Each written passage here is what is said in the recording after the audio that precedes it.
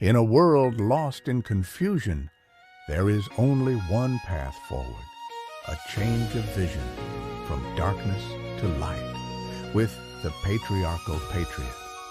I want to share, guys, a pretty disturbing story out of Southampton, England. An 18-year-old kid, Henry Novak, was killed back in early December of this past year, 2025. Was killed. And he was on his way home, walking on his way home. And he saw a man carrying a big knife on the side, basically a sword, a small sword on the side. And now in England, you can't carry any kind of knife unless you identify as a sheik. Now, a sheik can carry a knife because it's part of their culture, their heritage, their identity, whatever. They can carry a knife. And this guy was carrying a big knife, like I said, basically a sword on the side. So Henry, when he walked by, said, "Are you a bad man?" And apparently that justifies killing him because that was a racial attack, right? And so the guy stabbed Henry. An argument ensued, I guess, apparently. And he stabbed Henry, an 18-year-old kid. And I'll show you the picture here inside here in a second. But an 18-year-old kid, he stabbed him multiple times. I mean, the first stab mortally wounded Henry. Now, Henry ran off, jumped the fence, and collapsed in somebody's yard. Now, they called the police on Henry. This guy who stabbed Henry, his brother or brother-in-law or somebody, called the police and said that we are being attacked. We were attacked racially by a person, Henry. And we need the police. Well, the police came there and they saw this kid, Henry Novak, laying in somebody's yard, bleeding to death. And they got there, and they put handcuffs. There was no outrage, no anger about this. But they put Henry in handcuffs. And as he was dying, and he died there at the scene, and nobody bothered to ask, why is a person that stabbed him, even though he said, I was attacked. He was attacked by Henry. Why is there no injuries at all to this man? And Henry attacked him racially. And they put handcuffs on him and everything else. And the guy died. Henry died right there. Why doesn't this guy have injuries? Well, anyways, I'm going to show you the picture and I'm going to show you a little bit of the news clip of what happened and kind of get further into this. But right here is the pictures of Henry and the person that killed Henry. But I'm also going to show you the video of the interaction between this man and the police after the police arrived. Watch. He keeps dropping side to side, so I'm just trying to keep him set up. Right. He's got a mouthful of blood, I don't want him... I can't breathe. He was on the bin on the other side of this gate. He's jumped over these fences and stuff like that. And he's up Move here. away, mate. He's obviously... He's fallen from there and he slipped from there. There's other shoes left over there, mate. What's your name, mate? Huh? Has anyone been hurt other than him? Yeah, me. He's grabbed my brother, he's took my turban off, started grabbing my head. Are you injured? Yeah, I've got swollen eye, little bruises. Alright, just step back a little bit for me. Someone flag these down. Got this stud. Right, let's get you out of there, shall we? Oh. I was in bed asleep. When Nick was just finding up there, look, someone's attacked me. I can't breathe. Grab his other arm. What's happened to you, right? Been stabbed. You've been stabbed? Whereabouts? Don't think you have, mate.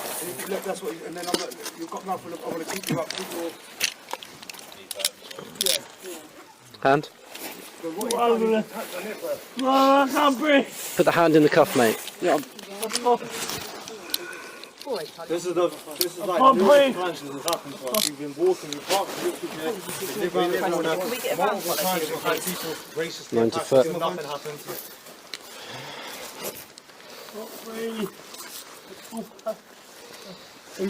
He's saying he's been stabbed, so Where let's is it just you check think you've him. been stabbed? In the face? Oh no, but we have to check, don't we? No. In the face?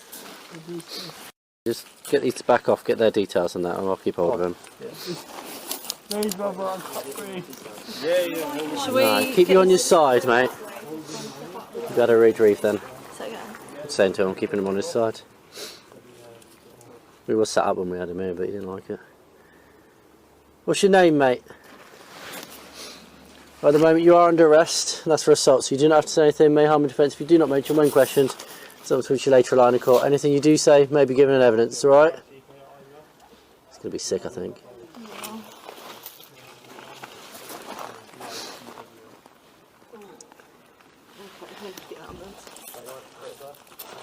What's his name? So I just want you to call it. Yeah, we've got this male. He's just- been beat up. Are we able to get an ambulance, please? His pupils aren't even reacting. Sword, really. At what point does a knife become a sword? I mean, there you go. That's it. The mother arrived at the scene and took the knife and left the scene with the knife and hid it. And there she is. I mean, this is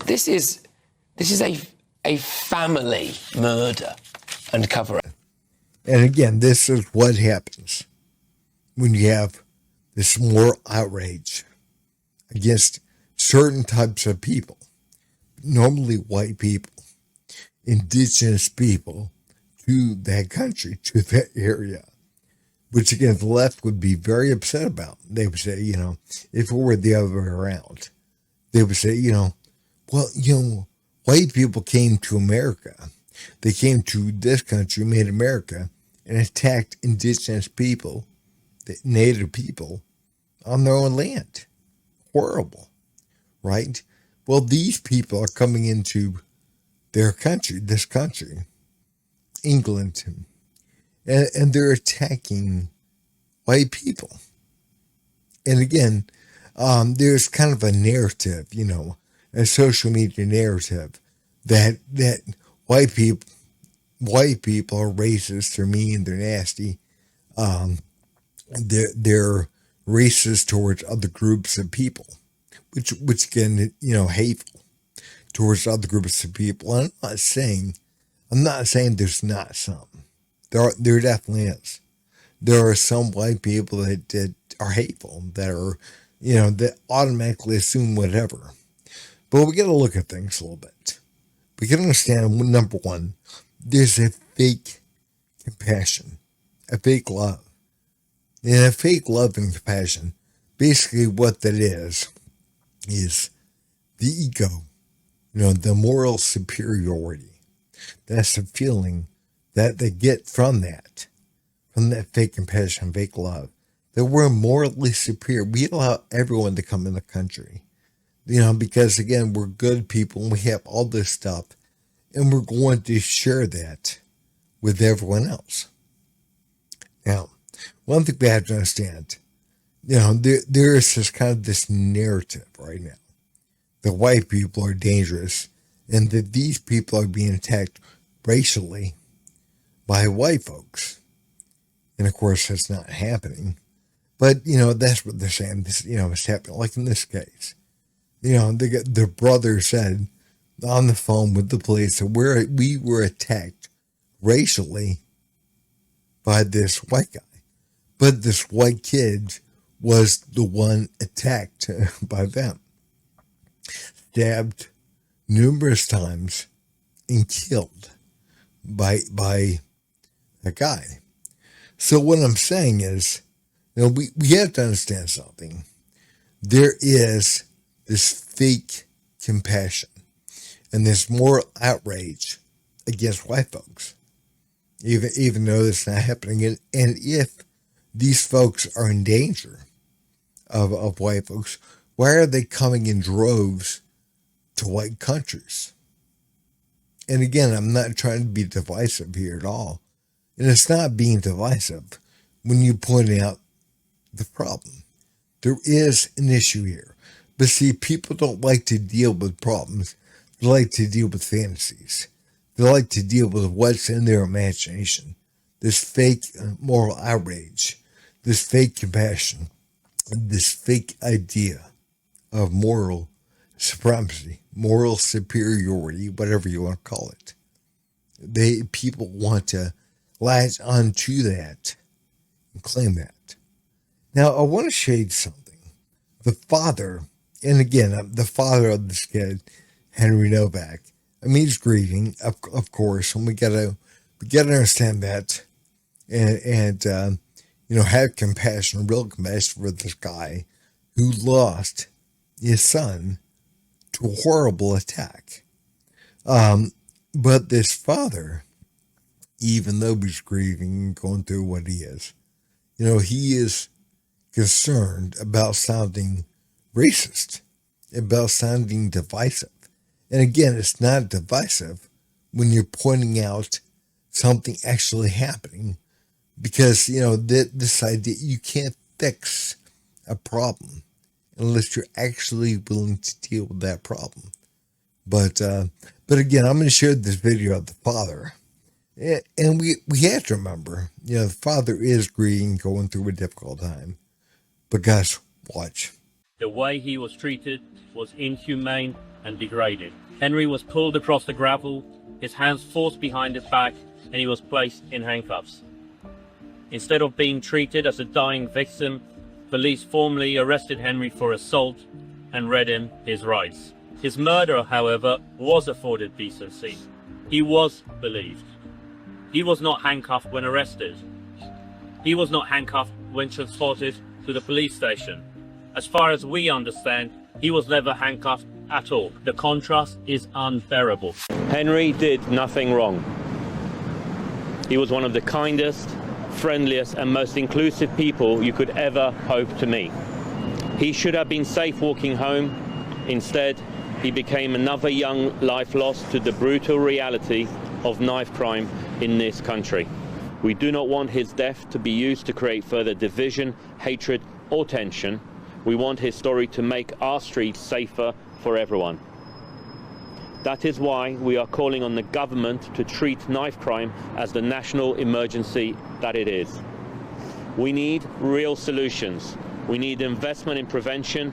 We need stronger action on the sale, the ownership and carrying of all knives.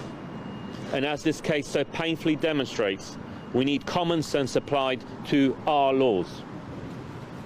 This doesn't mean knee-jerk reactions. This doesn't mean going to extremes. It just means a common sense approach to law and order. As the case C for the prosecution summed up in court, this is not a case about Sikhism. This is not a case about racism.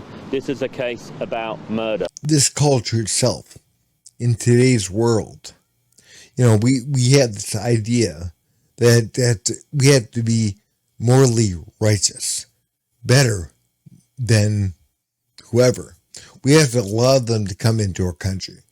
Like we have to allow somebody to come into our house because, they don't have money or they're poor or they're whatever. Then they rape or women or kill our kids or, whatever the course is, whatever happens. Why? Because we got this fake superiority complex, this fake compassion, which makes us feel good. Oh, look at us. We're helpers. And we don't see things because of that. That's evil. That's the way evil kind of cloaks itself. It cloaks itself as good, as being good, as being righteous, as being moral. And that's not good. That's fake. That's evil cloaking itself in good. That's evil wearing, that's a wolf wearing sheep's clothing. That's what it is. Then the father goes on to say, the problem is knife crimes. We have knives. Like here in this country, we have a gun problem, they say. We have a gun crime problem. And the issue is we don't. We have a violence problem. We have people that commit crimes, that commit violence, and they use whatever tool they can use. Like in England, you don't walk around with guns, but, they have knives.